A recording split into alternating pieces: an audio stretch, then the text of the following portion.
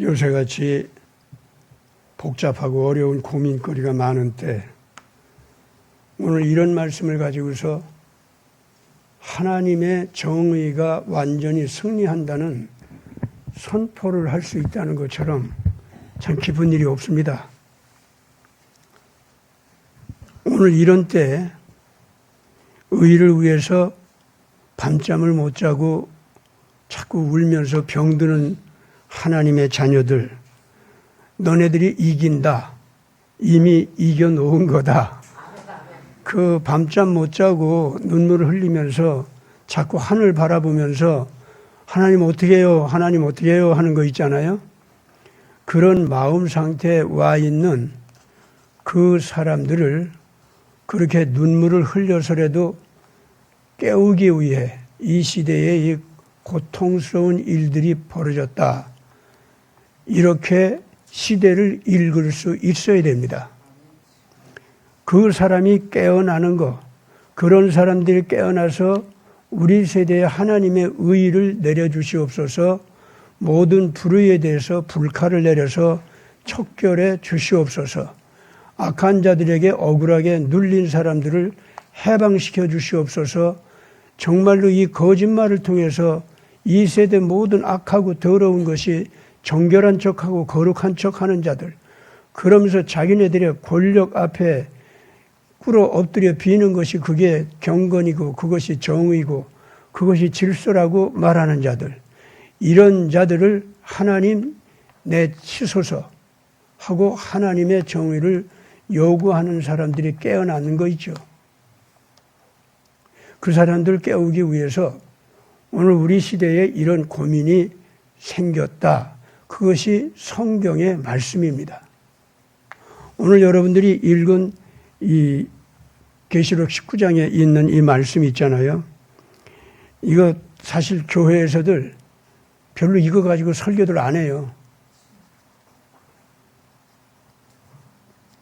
어쩌다가 설교를 하더라도 여기에 있는 나와 있는 말씀 그대로의 의미를 갖다 탁탁 털어서 얘기하는 경우도 별로 못 봤고요. 그러나 오늘 이 시간 저는 분명하게 얘기합니다. 이거는 이제까지 예수 믿는 사람들한테는 더욱더 간절히 그 가슴을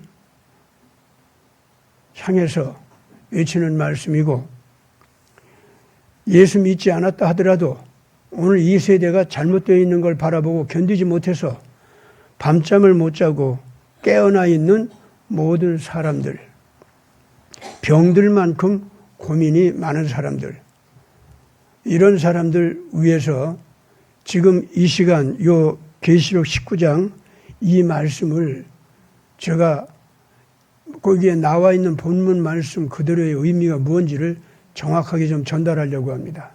왜냐하면 지금 우리 시대가 이 19장 오늘 읽은 이 말씀이 드디어 이루어지기 위해서 지금 시대적인 문이 열리고 있기 때문에 그래요. 여기 지금 보면은 다른 말씀 안 나옵니다. 예수님께서 그 재림하실 때 3단계로 나타나게 되어 있어요. 부활하신 예수님이 인류의 종말 시대에 다시 오시는데 3단계로 예수님이 나타나게 되어 있습니다.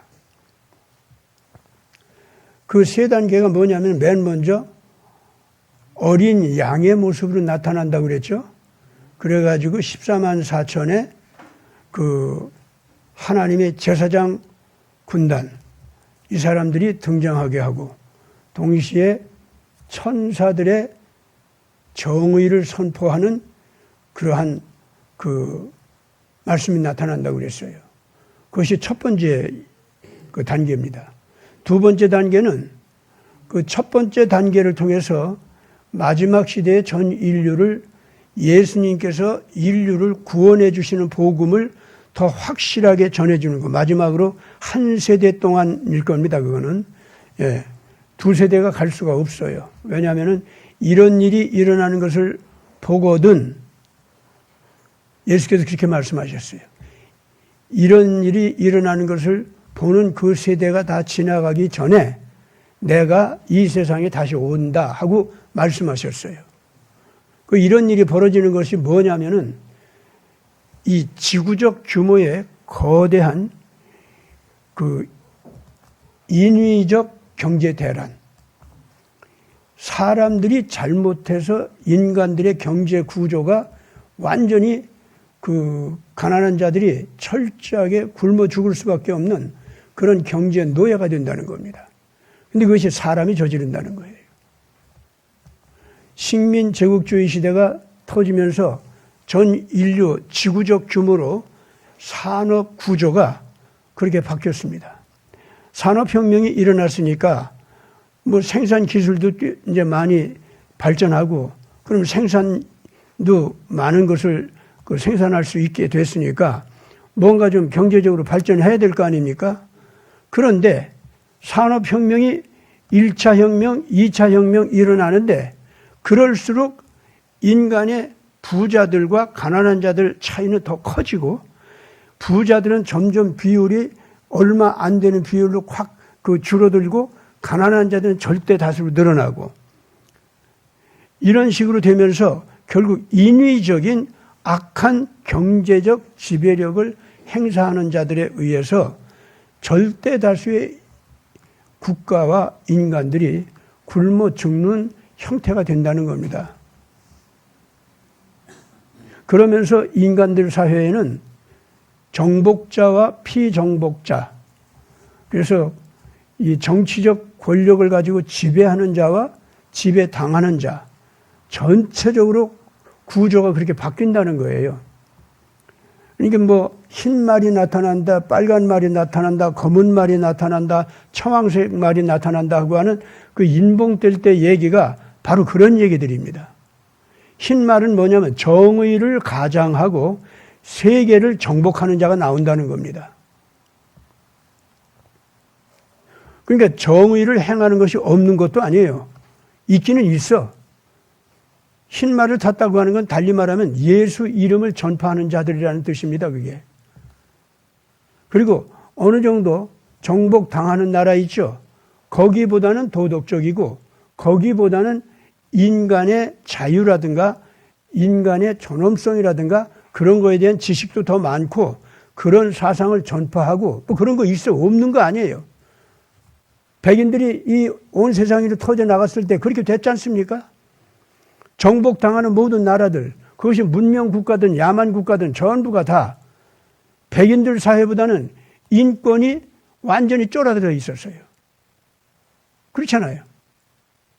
그리고 도덕적으로 아주 형편없었습니다. 뭐 한국처럼 유교가 있어서 양반 쌍놈 해가지고 대단한 도덕적인 국가인 것 같지만 사실은 절대다수의 쌍놈들은 다 짐승같이 살았어요. 양반들이 도덕적인 걸 지킨다고 했지만은 저들의 특권을 위해서 절대다수의 백성들을 어리석게 만들어 놓고 그 사람들을 노예화시키고 그러면서 그 사람들 사람 취급을 안 했어요.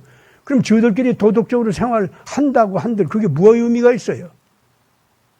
그렇기 때문에 한국이 도덕적으로 살았다 할지라도 그거는 의미가 없는 거예요.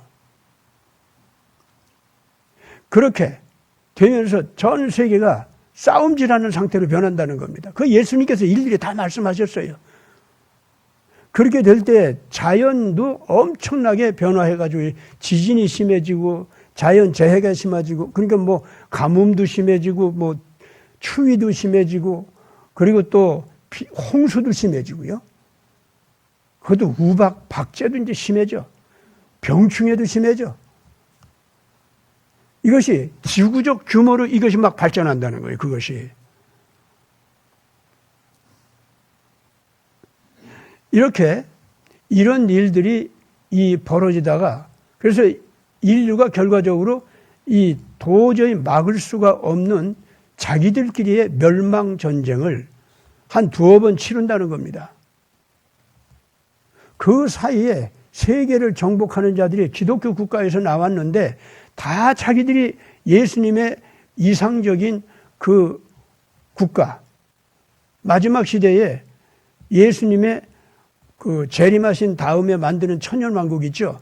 그런 걸 프랑스가 만든다, 독일이 만든다, 스페인이 만든다, 뭐 영국이 만든다, 이러고도 나온다는 거예요. 그 기독교 국가들이. 그래 놓고 제국주의로 가는데 그것이 저들끼리 세계를 정복하는 도둑질, 강도질하는 전쟁으로 빠져요. 그러다 보니까 1차 세계대전이 됐고, 그래서도 이 회개를 안 하는 게 2차 세계대전으로 또다시 그 난리가 났잖아요. 그런데 온 세계를 전쟁 속으로 끌고 들어가는 게 다 누굽니까? 기독교 국가들입니다. 그 기독교 국가들은 그렇기 때문에 성경에서 뭐라고 했냐면은 대음녀라고 얘기했습니다. 어때요? 지금 현재 제가 얘기하는 것이 이 계시록에서 6장부터 시작하는 그 심판 얘기 있죠? 그걸 제가 순서대로 지금 얘기한 거예요. 그래가지고 온 세계에 전 세계를 좌지우지하는 무서운 적그리스도 나라, 짐승 같은 나라, 인간을 지배하면서 노예로 삼으면서 끊임없이 전쟁 속으로 빠뜨리고 굶주림 속으로 빠뜨리는 악마적인 영웅의 지배가 있는 그 혼란이 있잖아요. 그것이 한 7차례 계속된다고 했습니다. 그랬다가 양차 세계대전이 끝난 다음에 마지막 적그리스도가 등장한다 그랬다 그 말입니다. 그래가지고 그 7번째 그 적그리스도, 여러분 그런데 꼭 이거 알아야 됩니다. 이 적그리스도는요, 그냥 적그리스도가 될 수가 없습니다. 하나님의 진리를 알아야 됩니다. 그래가지고 그 하나님을 미워하고 속죄양 메시아를 적대시하고 달라드는 제국의 체질, 성격, 그것이 폭발해요. 그래가지고 하나님을 믿는 자들과 교회를 핍박하고 괴롭히고 이런 것이 적그리스도 국가입니다. 적그리스도는 그냥 적그리스도가 되는 게 아니에요. 그러니까 7번째까지 그 적그리스도 국가가 이 지구상에 나타났다는 것은 그 전부가 예수를 아는 나라고 어느 정도 예수의 복음이 전파됐고 그래서 예수를 경험한 나라들이다 그 말입니다. 특히 거기 그 정치 지도자들 있죠. 그것들은 예수를 모를 수가 없어요. 전부 적그리스도 지도자들은. 알기 때문에 예수님을 미워하고 알기 때문에 여호와 하나님을 적대시한다. 그겁니다. 그것이 7번째까지 나와요. 전 세계적으로. 그러면서 그 적그리스도 세력이 맨 처음에는 중동 지방을 정복하는 적그리스도였다가 그 다음에 이제 유럽까지 정복하는 적그리스도가 되고 그리고 인도까지 정복하다가 나중에 세계를 전부 정복하는 그런 적그리스도가 된다. 그 말입니다. 그러니까 양차 세계대전은요, 이 적그리스도 국가들끼리 도둑질하는 것들끼리 서로들 싸움질하는 거거든요. 그게 그때부터 대음녀가 하나님한테 직접 핍박을 받고 징벌을 받는 역사 속으로 들어간 겁니다. 왜냐하면 기독교 국가들이 강도 국가였으니까. 지금 제가 하는 이 얘기를 아주 답답합니다. 제가 개신교든 구교든 이 천주교든 이거를 정직하게 얘기를 이제까지도 안 했어요. 교회가 이렇게 눈뜨지 못하거나 귀머거리가 되어 있거나 자기 심장이 여전히 악의 맥박에 의해서 자꾸 미혹이 돼서 움직이고 있다면 그건 대음녀입니다. 그게 대음녀예요. 딴 게 대음녀 아닙니다. 대음녀가 아니려고 하면은 식민 제국주의로 나갔던 기독교의 모든 범죄를 인정하라는 거예요. 그 범죄를 인정 안 하면 아직 대음녀입니다. 지금 작은 교회가 됐든 큰 교회가 됐든 목사님들 꼭 똑똑히 알아야 됩니다. 당신네들 그 설교할 때 성경에서 말하는 대음녀, 이것이 식민 제국주의로 나갔던 신교, 구교의 모든 국가들과 모든 그걸 칭찬하고 신학적으로 합리화시켰던 그 모든 교회들의 범죄라는 거. 그게 대음녀였다는 거.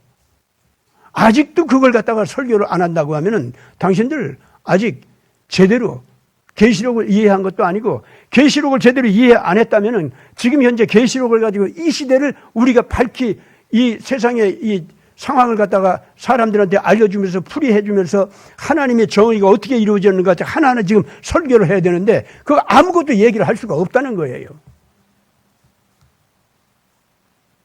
대음녀. 다시 한번 얘기합니다. 서부 유럽의 모든 기독교 제국주의 국가들 그거 다 대음녀입니다. 그게 심판받아가지고 오늘날에 와서는 지금 어느 지경까지 왔어요. 아이고 우리 망했네 하고 소리치고 울면서 아이고 저 한국 따위가 우리보다 앞섰네. 아이고라. 아이고 창피해. 아이고 분해. 우리가 어떻게 이렇게 됐어요. 지금 그러고 있잖아요. 그래요 안 그래요?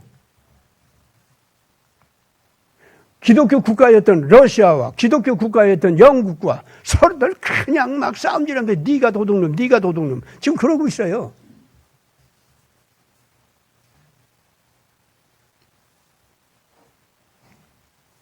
오늘 지금 우리가 정신 번쩍 차려야 됩니다. 그렇기 때문에 미국도 우리가 면밀히 주시해야 됩니다. 트럼프 대통령은 올바르게 미국 개혁하기 위해서 나온 거 맞습니다. 찰리 커크 나와서 순교자까지 돼가지고 지금 새로운 개혁운동 잘하고 있는 거 맞아요. 그러나 사람입니다. 절대로 사람 의지할 수 없어요. 트럼프 대통령도 뭔가 지금 현재 잘못하는 것이 있나 없나 우리가 그걸 정직하게 면밀하게 살펴야 됩니다. 박근혜 대통령 그 모양이 됐을 때 박근혜 대통령 그냥 억울한 것만 가지고서 얘기하면 안 됩니다, 여러분들. 특히 지금은 그래요. 박근혜 대통령이 분명히 잘못하고 실수한 거 있습니다. 그것들이 우리가 분명히 지적을 해야 돼요. 그분이 역사적으로 모든 바깥을 향해서 희생양입니다. 그거 맞아요. 억울한 겁니다. 당하지 말아야 할 일을 당한 거 맞습니다. 그거 다 풀어줘야 돼요, 그거. 그러나 그분 자신의 마음속에 있는 자세, 하나님을 향한 자세, 예수님을 향한 자세, 그리고 내 민족을 하나님 앞서 바르게 세우기 위해서 애썼어야 할 지도자로서의 자기 자세, 여기에서 정말로 올바르게 깨끗하게 나갔는가. 그거를 바라보기 시작하면은요, 문제가 한두 가지가 아닙니다, 거기에도. 그런 거에 대해서 하나 일일이 지적해서 얘기하고 싶었지만은 그동안은 그분이 희생양이라고 하는 걸 사람들한테 인식시키고 그분이 잘했는데 억울하게 당했다고 하는 것을 의식시키는 것만 해도 너무 이해시키기 어려웠어요. 하도 속임수가 많고 거짓말들이 많고 말도 안 되는 소리가 너무나도 썩은 소리가 너무 많았기 때문에 그거 치우느라고 그분이 이 나라 현재 정치 권력을 가지고 이리저리 온갖 이 못된 짓들을 범하고 있는 이 좌우, 얘기 자꾸 그냥 반복하는 게 싫어가지고 하기 싫은데, 좌우 금수저들, 예? 거기에는 참 이명박 대통령 끼어넣고 싶지 않은데 그 양반까지도 옳지 못한 자리에 가 있고 황교안 씨까지도 그렇게 가버렸단 말이에요. 다 그 사람도 교회 장로인데. 저희들은 다 압니다. 저희들은. 얼마나 안타까운지 몰라요. 그렇다고 이명박 대통령을 보면은요, 잘한 거 없는 줄 압니까? 너무 잘한 게 많아요, 그분도. 참, 그러니까 이게 이런 걸 갖다 제대로 모든 걸 풀어서 이제 다 씻어서 옳고 그런 걸 다 이제 갈라가지고, 예?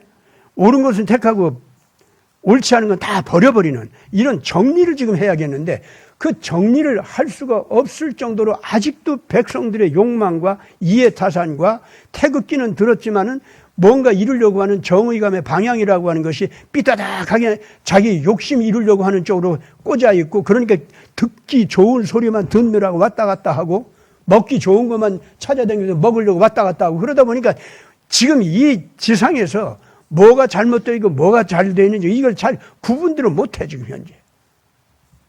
교회도 마찬가지예요. 특히 이 교회가 자기 자신의 잘잘못을 제대로 가리지 못하고 있다는 아주 명백한 증거가 뭐냐면 목사님들부터 식민 제국주의를 저질러 왔던 지난날에 신교, 구교의 그 악 있지 않습니까? 그걸 악으로 보지를 않는 거예요. 그걸 하나님께 축복을 받아가지고 전 세계를 정복할 수 있는 축복을 받았대. 아이고, 내 이게 참 답답해가지고요. 아니, 하나님께서 정복하는데 그렇게 정복하라고 했어요, 언제? 유럽 사람들이 예수님을 믿게 되는 것이 그런 식의 정복으로 믿게 된 거예요, 그게? 로마 제국 판도가 예수 믿는 판도가 다 됐는데 그것이 그 크리스찬들의 칼의 힘으로 된 겁니까? 언제 그랬어요? 피 흘리면서 순교하면서 다 했지. 유럽의 그 형편없는 그 짐승같이 살던 못난 백성들 찾아가서 선교할 때도 언제 칼 가지고 했어요? 오히려 흉노족이라든가 이 자꾸 와서 그냥 로마가 때려부시지 흉노족이 와서 때려부시지 해가지고 이 유럽의 북방에 있는 백성들이 너무 형편없이 살고 있었어요. 그때 짐승같이 살고 있었고 거기 찾아가서 어머니가 돌봐주고 끌어안고 사람 노릇하게 하고 더럽고 지저분한 성관계 정리해서 올바른 남녀 결혼 제도 가르쳐주고 거기에서 자식들을 키울 때 자식들을 갖다가 도덕적으로 올바르게 키우면서 예수님의 교훈대로 살아갈 때 얼마나 고귀하고 아름다운 사람이 되는가 경험하게 하고 그러한 가정의 기쁨, 삶의 기쁨 발견하면서 다 교회로 사람들이 몰려든 거 아닙니까? 그리고요. 그 유럽 사람들이 글자를 깨우치는 것도요. 다 그 라틴 문자로다가 했는데 그거 누가 다 했어요? 어느 기관에서 그거 가르쳤어요? 교회에서 한 거예요. 교회에 가보니까 임금이나 나나 귀족이나 나나 장군이나 나나 다 하나님 앞에서 똑같은 자녀다. 너무나도 소중한 사람들이다. 하나님의 자녀로서 이거 영광을 갖다 물려받게 되어 있다. 이런 거 가르침을 갖다가 언제 어디서 받았어요, 이 사람들이. 그리고 부모가 자기를 키우기 위해서 어떤 희생도 물리치고 말이죠. 또 그 부모, 그 어머니와 아버지끼리 사이가 뭐 좋든 나쁘든 상관없이 자식을 보호하기 위해서 그 아버지는 아버지대로 어머니는 어머니대로 정조를 지켜가면서 가정을 지켜가면서 그 애쓰는 그런 식의 도덕률 있잖아요. 이 교회하고 만나서 처음으로 배운 거예요. 그게 유럽 사람들이. 유럽 사람들한테 그런 도덕률이 있는 줄 알아요? 그거 없었어요. 로마에도 그게 없었어요. 에집트에는 있었습니까? 바벨로니아도 그런 거 없어요. 유대교, 기독교 거기서 나온 거예요. 그게 다. 우리나라에 바로 이 초기 기독교하고 관련이 있는 가르침이 구약시대의 그 복음이 우리나라에도 들어온 것이 있었기 때문에 고조선 때부터 우리나라에 그거와 똑같은 가정 문화가 있었고 윤리가 있었고 그랬던 겁니다. 우리나라도. 그거 덕으로 중국 대륙이 고조선의 문화에 영향을 받아가지고 유교도 나왔고 도교도 나왔고 다 그런 거예요. 그게. 지금 와서 그게 이제 다 발표가 되잖아요. 이제. 중국이 다 저들 거다 그러면서 뭐 이상하게 변질된 것을 가지고서 뭐 고조선은 원래 없었고 신화에 불과하고 고조선 사람들과 다 부족에 불과했고 우리 중국의 변방의 그 부족들에 불과했다. 이따위로 이제 그 역사를 갖다 조작하다가 지금 다 들켜가지고 거꾸로 이 고대 시대로 가볼수록 고조선이 전체 동북아시아를 갖다 다 정복이 아니라 교화시키고 정말로 그 백성들을 갖다가 은혜를 끼쳐주면서 평화롭게 잘 살아갈 수 있도록 해주면서 그렇게 이끌어갔던 제국이 바로 고조선이라는 것이 이제 다 드러나고 있잖아요. 이것도요, 그렇기 때문에 노아 할아버지부터 오는 그 신앙이 있죠. 그게 이 고조선 쪽으로 왔었던 겁니다. 여러분, 지금 시대는요, 이젠 한국사, 고조선사 있죠? 이거 변방에 있는, 중국의 변방에 있는 부족사 아닙니다. 일본 애들이 얘기하는 거지 신화 아니에요. 단군 신화 아닙니다. 저는 원래 미국 들어가자마자 신문에다가 단군은 신화가 아니라 실제 역사였다. 신문에다가 한번 그걸 실려서 이제 내보냈거든요. 그랬더니 나한테 막 사람들이 전화도 걸고 뭐 찾아오고 막 그러더라고. 어떤 사람들은 공격하고 나보고 무시쟁이라고. 또 어떤 사람들은 그거 어디에서 그런 근거를 가지고 있냐고 물어보기도 하고. 그래서 아이고 목사님이면서 뭐 민족 고리타분한 민족주의자네 뭐 이런 소리도 제가 들었어요 그때. 그래서 제가 어디서 그런 근거를 가지고 얘기하느냐. 지금 생각해보니까 그 한 40년 넘었네. 그 얘기한 것도.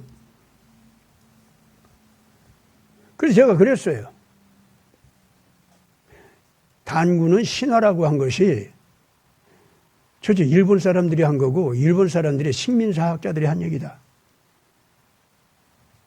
그 사람들은 한국을 지배하기 위한 근거로 고조선 시대는 없는 것 같이 꾸며야 자기들이 한반도를 선진 문화를 가지고 있는 자들로서 한국을 지배했었다는 거.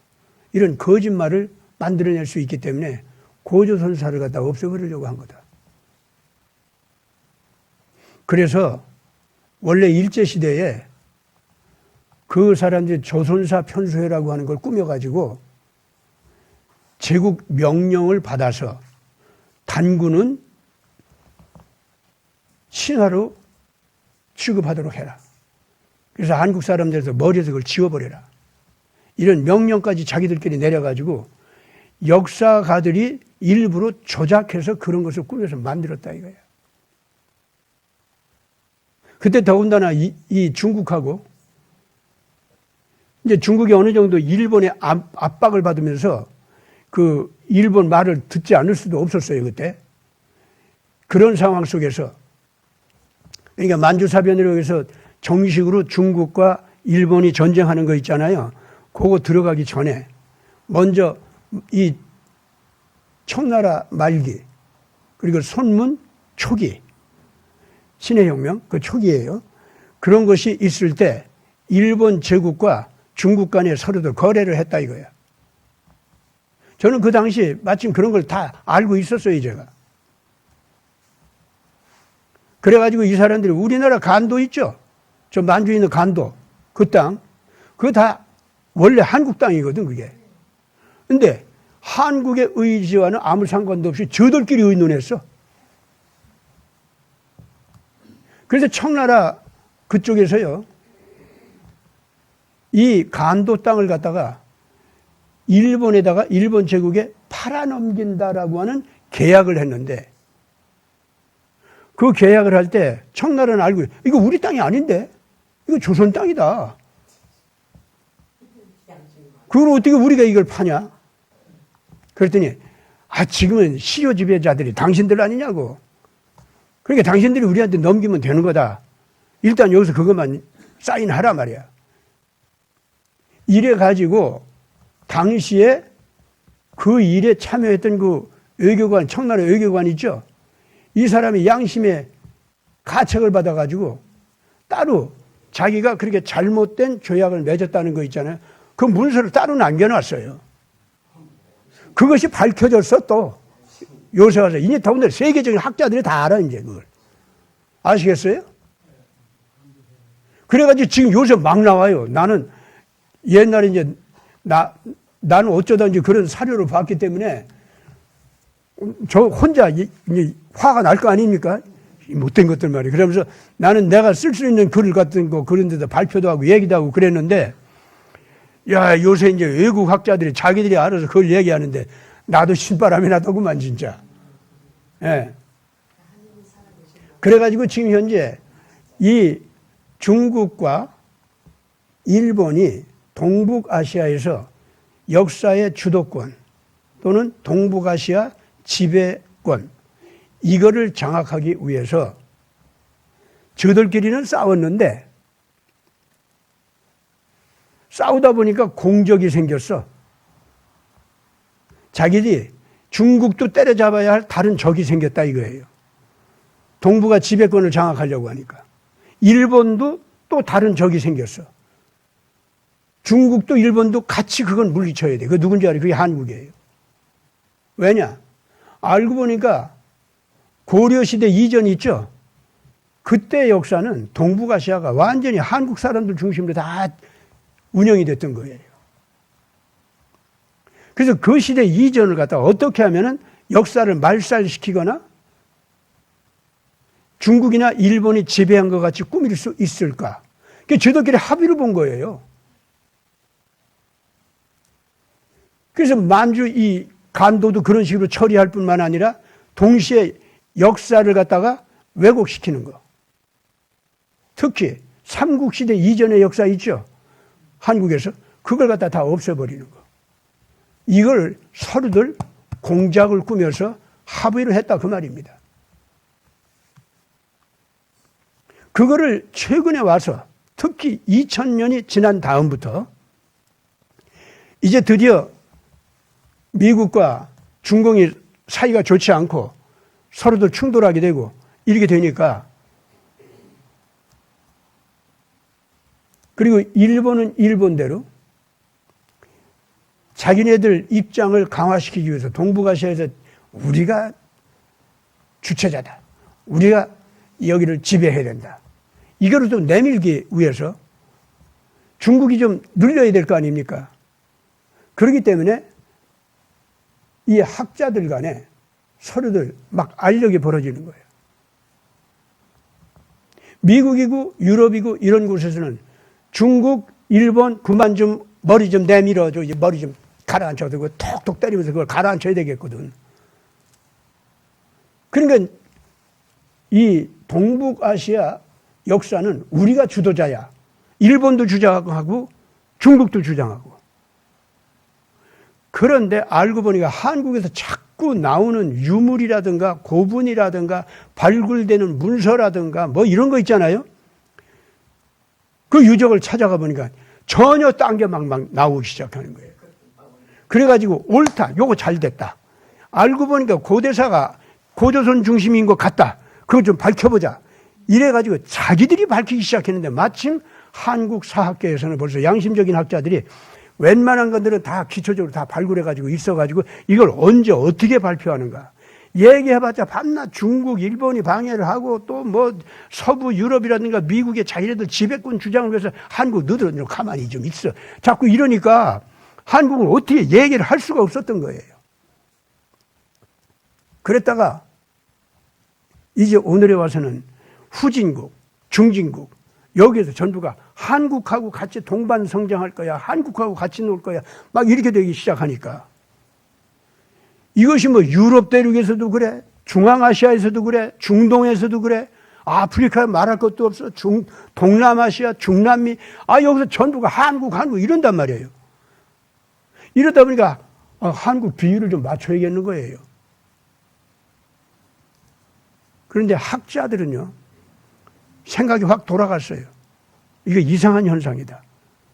요새 와서 뭐 경제적으로 발전하고 무기가 좀 발전해서 한국 발언권이 좀 세지고 뭐 여기저기다가 문화적으로 뭐 한류 어쩌고 하면서 나오는 거, 이게 그 수준이 아니다. 이게 뭔가 본질적으로 전혀 다른 게 나오고 있다. 그것이 이제 학자들이 양심적으로 자기네들이 그거 발표하다가 쫓겨나고, 그거 발표하다가 연구비도 확 없어지고 이런 일을 당해요. 그런데도 연구를 하다 보니까 이게 양심적으로 이거 밝히지 않으면 안 되는 거야. 그래서 밝히기 시작하는 그 학자들 있잖아요. 이 사람들이 다른 곳에서 나오는 게 아니에요, 지금. 서부 유럽에 제국주의 노릇을 했던 그 국가들 있죠? 거기에 학자들이에요. 거기 학자들. 그러고 미국의 학자들하고. 이 사람들은요, 성경 우습게 봤던 사람들이에요, 다. 그런데 성경을 다시 보기 시작해. 그 다음에 이제 유대인들 성경학자들 있죠?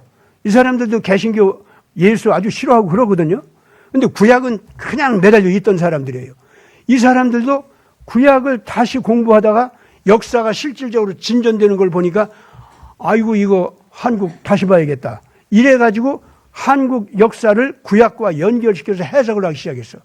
그랬다가 지금 신약에 눈을 뜨기 시작한 거예요, 지금 현재. 그 사람들까지도. 그러니까 이 사람들은요, 성경을 이렇게 교회같이 처음부터 이렇게 하나님의 말씀을 믿고 신앙하고 따르고 뭐 이런 거 아니에요. 성경을 일종의 고전적인 문헌으로 그냥 취급하고 학문적 연구 대상으로 삼았던 거예요. 그리고 성경 대부분이 다 초자연적인 신비주의적인 내용은 다 신화다, 이렇게 취급했던 사람들이에요, 이 사람들은.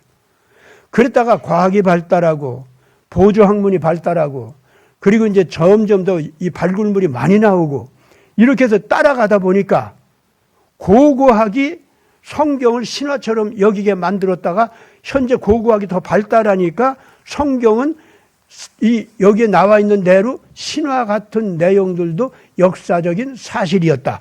이런 것이 자꾸 터져 나오는 거예요, 자꾸. 그래서 그거를 발표하다가 쫓겨나요. 쫓겨나면서도 또 그걸 발표해. 그래가지고 다시 권위를 회복해요. 이래가지고 지금 현재 몇 가지 아주 이 한국과 관련된 중요한 주장들이 나오고 있습니다. 첫째, 한국 민족과 이스라엘 민족 간에 혈연적 관계 있죠? 이건 이제 부인할 수 없다. 이렇게 됐어요. 부인할 수 없다는 거예요. 기가 막힙니다. 바벨탑이 무너질 때 욕단 계통 셈의 자손이 동방으로 갔다고 그랬죠? 이제 그때부터 가기 시작한 동방으로 가는 사람들이 모세 시대도 가고 남북 왕국이 망할 때, 그 북방 왕국이 망할 때 있죠? 이스라엘이 망할 때. 그 이스라엘이 망하기 전에 또 간 것이 있어요. 단지파. 단지파가 유대에서 떠나죠? 예. 그 단지파가 두 갈래로 갈라져요. 하나는 예수를 아주 싫어하고 증오하고 그리고 여호와를 갖다가 원수같이 여기는 그런 악마같이 변한 사람들이 있었어요. 이 사람들이 간 곳은 소위 이 그리스 쪽으로 갔어요. 그래서 스파르타 문화를 만듭니다. 그거 아주 악마적이에요. 그거는 확실하게. 그 단지파예요. 그런데 또 하나가 있어요. 단지파 가운데. 그게 동방으로 가는데 어디 가는지 모른다는 거예요. 욕단도 동방으로 가는지 어디 가는지 모른다는 거예요.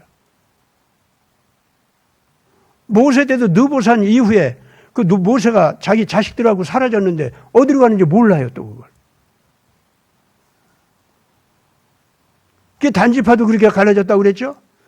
그 다음에 북방 이스라엘 왕국이 망할 때 그때도 또 동방으로 간 사람들이 있었어요. 근데 동방 어디로 가는지 몰라.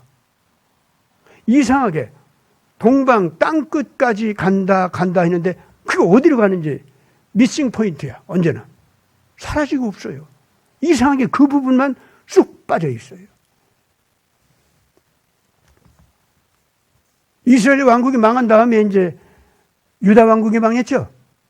세상에 유다 왕국이 망할 때요. 시드기야 이전에 여호야김이라는 왕이 있었거든요. 그때도 느부갓네살이 와서 정복을 해가지고 이 유대인들이 또 부분적으로 포로로 또 잡혀갔어요. 그런데 그때 여호야김이 안 되겠다. 에집트도 저들 이익을 위해서 우리를 이용할 뿐이고 또 바벨로니아를 막을 수가 없다. 저 바벨로니아가 또 이제 오면은 이스라엘이 망하게 생겼다. 여기에서는 안 되겠다. 저 동방 끝에 우리 형제들이 가서 우리가 가면 알아볼 수 있도록 우리를 기다린다고 약속이 있으니까 그쪽으로 가라. 해가지고 자기 아들 있잖아요. 자기 아들 가운데서 아들들을 갖다가 이렇게 몇 명 택해가지고 거기에 3,000명 이쯤 태워서 동방으로 보내는데 만약에 육로로 가면은 이거는 뭐 틀림없이 바벨로니아 밥이 되는 거예요. 그래서 어떻게 했느냐. 페니키아가 전 세계 무역로를 장악하고 있었잖아요. 그 사람들이 배 여기에다가 태워가지고 말하자면은 문화 이주를 시킨 거예요. 어디로? 동방으로. 이게 100길로 가는 거야. 이 육로로 가는 것보다 100길로 가면은요, 고생은 많지만은 사실은 더 빨리 갑니다. 왜냐하면 100길로 가면은요, 일단 출발하면은 도착하기까지 계속 가야만 해요. 배가 아무리 느려도 그런 식으로 가게 된다고. 그렇죠? 근데 육로로 가면은요, 머물다 가고, 또 그럼 가면서 또 방해를 받고, 또 숨어야 되고, 뭐, 이거 복잡해요, 이게. 예. 그래서 머물다 가고 하는 그 유대인들도 있었어요.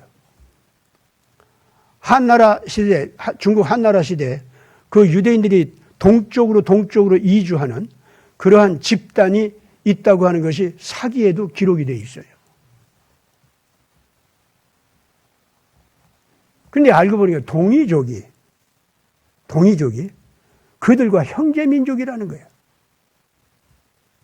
중국에서는 그렇게 밝히고 있어요. 욕단 계통부터 왔을 때부터 동이족이 고조선을 세우면서 그 동이족이 여호와 신앙, 속죄양 메시아 신앙, 속죄 제사제도, 율법제도, 그거를 가지고 있었다. 이 동이족이 바로. 그래가지고 그들이 먼저 와 있었기 때문에 한반도에 그들이 바로 여호와 신앙, 속죄양 신앙, 속죄제사제도, 율법제도, 이걸 가지고 오는 다른 족속이 있으면 우리 형제 족속이다 하고 맞이하도록 서로도 약속이 되어 있어요. 이게요, 히브리 쪽에 문서에 나왔어요. 이게. 여러분 지금 사해 두루마리 그 유명하지 않습니까?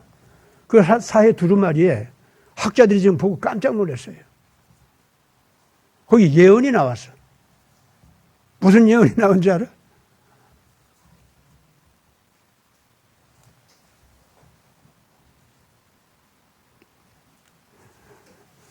이 동방 끝까지 가면은 우리를 기다리는 형제들이 있다는 거 있죠. 그거는 늘 이 유대 민족이 동방으로 오는 사람들은 그걸 갖다 다 받아가지고 와요. 그러니까 안심하고 가라 이거야. 거기 가면 너희들 받아주는 형제 민족이 있다. 이게 돼 있어요. 그러니까 뭐 아까 얘기했잖아요. 뭐 맨 첫 번에 욕단이 왔는데 그 이후에 또 계속 왔다고 그랬잖아요. 이 사람들이 그거를 가지고 오는 거예요, 다. 그게 바로 동이족이에요, 바로. 오늘 우리가 지금 이 기가 막힌 예언이 이제 그 사해문서상에 나왔다고 그러는데 그것도 한 가지 내가 좀 소개하겠습니다. 그 사해문서 속에 이런 게 나온답니다.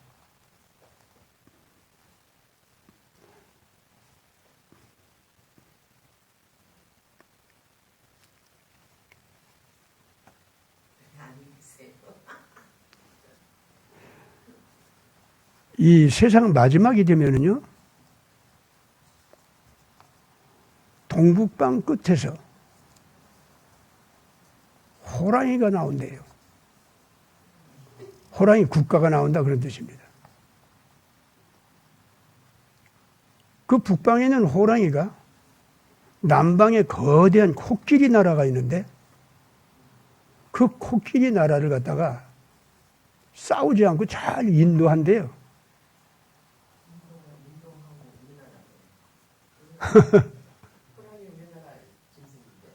그 뒤에 그 둘이 잘 합쳐서 나가니까 그제서 지저분했던 뱀이 용으로 깨어나면서 착하게 순하게 호랑이한테 이끌리게 된대요. 와, 너무 많다 요즘. 와, 진짜. 호돌이 했잖아. 팔팔 올릴 때요. 아니 그런데 이게 지금 현재요. 이 학자들이 왜 이걸 가지고 이제 막 소개를 하고 나오느냐. 사해문서에 이러한 예언을 왜 소개를 하느냐 하면은 현재 국제 정세가 정확하게 지금 그렇게 돌아간다는 거예요.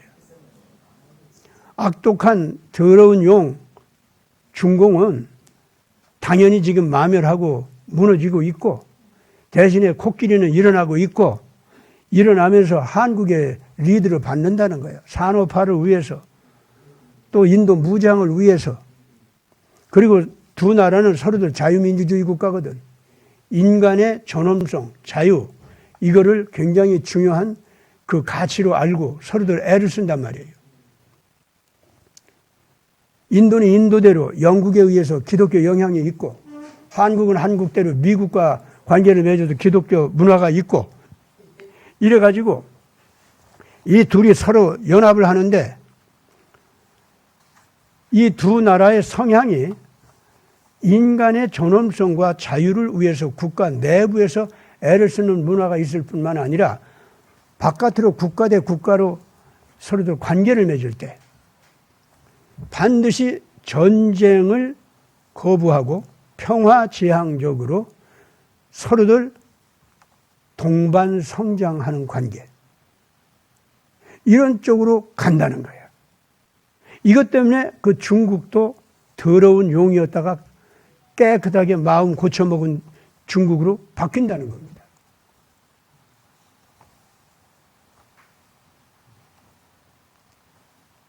그리고 인도가 엄청난 포용력을 가지고서 전 세계를 갖다가 한국적 문화에 의해서 세계가 이끌려갈 수 있도록 힘을 발휘한다는 거죠. 근데 사실은 한국은요, 뭐 지금 인도 아니래도 너무나도 지금 같이 하자는 나라들이 많아요. 예, 뭐, 인도는 오히려 한국 눈치를 보면서 따라오게 돼 있어요. 그렇기 때문에. 이끌린다는 말이 아마 그런 의미 같아요. 근데, 아니, 2000년 전이 넘는데 사해 문서라면 한 2000년이 넘어요. 지금 현재 그 문서가 작성된 게. 근데 거기에 왜 이런 예언이 나와? 그러니까 학자들도 꼭 자기들이 꾸며서 하는 얘기 같다고 하면서 아니라는 거예요. 그거 이제 다 증명하고 얘기하고 있어요, 지금 현재. 여러분, 그런데 이런 학자들의 모든 노력이 있지 않습니까? 여기 이제 굉장히 몇 가지 의문이 있고 문제가 있습니다. 이 사람들이 예수님의 속죄양 메시아 역할이 있잖아요. 그래서 자기 희생적 사랑을 하라. 그것이 진정한 정의다 하는 거 있죠. 자기 희생 있죠. 요거는 참 받아들이기 싫어하는 거예요. 싫은 거예요, 이게. 근데 한국에 하는 걸 보니까 그게 맞다는 거야. 그러면서 유럽은 그동안 패권적인 제국주의를 만들어 왔는데 한국은 윤리적인 강대국이 되고 있다. 그 말입니다. 강대국이 되는데 한국은 남을 정복하고 지배하고 노예 만들고 뺏어먹고 피 흘리고 그러면서 한 것이 아니라는 거. 공포로다가 한 게 아니라는 거예요. 누구나 한국을 기뻐하고 좋아하면서 동반 성장해 나가자 하면서 자꾸 모든 나라들이 한국과 하나가 되는데 그것 때문에 한국의 힘이 키워지고 있다는 거예요. 그래서 한국은 평화지향적으로 서로들 함께 잘 살자 하는 쪽으로 가면서 모든 나라들을 다 한국과 하나가 되게 하면서 그 강대한 나라로 변하고 있다는 거예요. 이거는 인류 역사상 이제까지 없었던 일이라는 거야. 그러니까 예수님이 오신다 하더라도 이런 식의 국제 질서 있죠. 이걸로 할 거 아니냐 이거죠. 그러니까 이제 트럼프도 어떻게 돼야 되느냐면은 자기가 이제까지 미국에서 이 딥스테이트를 갖다 물리치기 위해서 몸부림치고 애써 왔지 않습니까? 자기가 죽을 뻔하기도 하고 찰리 커크도 죽고 그러면서 이제는 찰리 커크가 그 주장하던 그 가치 자기가 죽으면서 주장해 왔던 그 트럼피즘의 가치 이거는 미국의 건국 아버지들의 정신이다. 근데 그건 딴 게 아니거든요. 예수님의 가르침이거든요. 그럼 그거를 이제는 세계화 시켜야 돼요. 그런데 지금 현재 트럼프가 한국과 어떤 식으로 결합을 해야 그런 식의 트럼피즘의 원래 가치관을 자기 나라 안에서만 예수의 정신으로 하는 게 아니라 전 국가와 예수의 정신으로 연합을 하느냐 이거야. 그래야 진짜 전 지구를 바꾸게 할 거 아닙니까? 지금 트럼프도 그래서 그 자기 가치관을 마가의 그 철학 있잖아요. 그걸 아브라함 협정으로 확대해서 국제화시키려고 하면은 반드시 어떻게 해야 되느냐면은 한국적인 자유지향, 평화지향, 상생지향 이쪽으로 역시 가야 되는 거예요. 국제관계가. 근데 지금 국제적으로 트럼프를 향해서 그렇게 전적으로 믿고 트럼프를 신뢰하고 그렇게 받아들이는 나라들이 얼마 안 돼요. 지금 현재. 그건 물론 딥스테이트 얘네들이 악한 선전을 했기 때문에도 그렇죠. 그런데 트럼프 자신도 그런 가치관을 아주 선명하게 제대로 딱 드러내지를 못했다 이거야. 우리 미국도 그동안 너무 수고했어. 너무나도 돈 많이 썼어. 우리 미국도 지쳤어. 이제 우리 미국 좀 살아야겠어. 이 소리만 자꾸 했지. 국제적으로 어떤 식의 관계를 통해서 같이 잘 살까 하는 거에 대해서는 설득력 있는 논리를 아직은 제대로 이렇게 전하지를 못했다 이거예요. 마침 찰리 커크가 나오면서 그런 것을 미래지향적으로 굉장히 발빠르게 막 가치관을 막 이제 막 발표하고 그러기 시작하다가 죽은 거예요, 이 사람이. 그렇기 때문에 지금 트럼프의 젊은 내각은 이 찰리 커크의 그 사상이 있지 않습니까? 그걸 갖다가 미국화 시켜가지고 정말로 이제 미국의 전 세계를 포용할 수 있는 지도 국가로 나서기 위해서. 미국은 국가 이기주의 정신이 아니라는 거. 그런 게 아니라는 거. 국가 이기주의가 아니라 미국은 모든 국가와 윈윈 하면서 함께 성장하는 거다. 이걸 제대로 인식시켜야거든. 그렇게 하려면 지금 현재 한국과 결합이 돼야 됩니다. 그런데 이 한국은 한국대로 지금 아주 심각한 문제에 지금 시달리고 있잖아요. 뭐 그것대로 좀 다시 이제 얘기하기로 하고, 오늘은요, 이런 정도로 해서 지금 이 계시록 19장에 나와 있는 예수님의 이 새로운 심판의 기준이 있지 않습니까? 이것이 뭔지를 이제는 우리가 알아야 됩니다. 예수님의 심판의 기준은 예수님의 통치 원리가 있습니다. 그런 평화지향, 자유지향, 상생지향이 있죠. 국제관계가 꼭 그렇게 나가야 됩니다. 그러려고 하면 자기 나라 안에서 국민들 각자의 인권과 존엄성을 바르게 살려주는 국가 제도 있잖아요. 이게 제대로 돼야 돼. 절대로 독재 또는 어떤 사상적인 억압 이런 거 가지고는 안 됩니다. 그렇기 때문에 미국에서 개발했었던 개신교의 그 자유민주주의 공화제 있죠. 이것이 문자 그대로 제대로 다시 실천이 돼야 됩니다. 미국은 그 점에서 전 세계에 큰 역할을 한 나라입니다. 그래서 그런 미국이 태어난다는 거 있잖아요. 그것이 바다 건너 광야에 그 하나님께서 보호하는 교회, 여자가 있고 그 정결하고 깨끗하고 대음료하고는 아주 상대적으로 그 다른 그 정결한 여자 있죠. 그 예수님을 탄생시킨 여자였습니다. 그 올바른 신앙, 그것이 이제 올바른 교회를 얘기합니다. 그것이 물 건너, 바다 건너 광야에 있다는 거예요. 그럼 미국입니다, 그건. 저는 그렇게 봐요.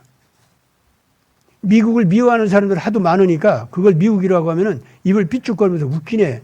이런 사람들 많은데 저는 가서 미국도 살아봤기 때문에 제가 알아요. 또 미국 역사도 공부 좀 했고. 나는 미국을 딥스테이트 문화 있죠. 이거하고는 전혀 별개로 봅니다. 지금 미국은 딥스테이트의 악한 영과 목숨 걸고 싸우는 나라입니다. 그것 자체로서도 트럼프 미국이 옳다는 걸 우리가 인정해야 돼요. 그래가지고 미국의 시초 건국의 아버지들의 정신을 살려가지고 미국을 다시 일으켜야 된다 하는 것 아주 올바른 방향을 잘 잡은 겁니다. 그렇게만 나가면 앞으로 전 세계 모든 국가들과 뭐 약소국가가 됐든 강대국이 됐든 어떤 나라와도 좋은 관계를 미국은 평화롭게 관계를 맺을 수 있는 나라입니다. 마침 한국이 동맹국으로서 그들과 함께 뛰쳐나갈 수가 있게 됐거든요.